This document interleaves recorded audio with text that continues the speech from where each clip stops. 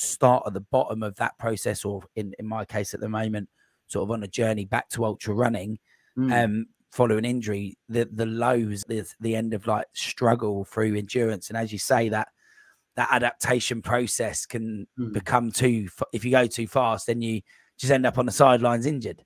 So yeah, many factors in that. You know, perhaps one of the greatest ones is age.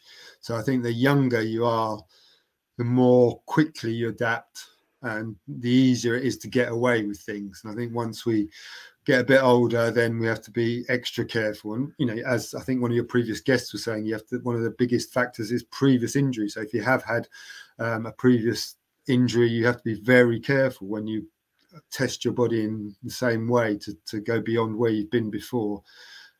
So yeah, but if everyone can achieve at a certain level, can't they? I mean, you say you can't blag it, but you can do it.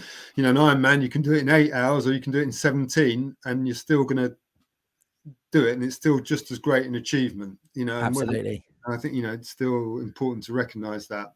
Yeah, and you kind of mentioned there about the injuries and that process for yourself. Have you noticed that both in your coaching role and in your own journey, that as age kind of progresses on, are people struggling to get back to similar levels that they hit when they were younger? It certainly takes longer to recover when you get older. That's absolutely certain, regardless of how much, you know, fitness and strength you've got. That's still going to be a slow process when you're older. I mean, I notice if I fall off my bike now, it takes longer to heal. And, you know, if I have a cold or COVID or whatever, you've got to be that bit more careful when you come back than perhaps would have been 20 years ago.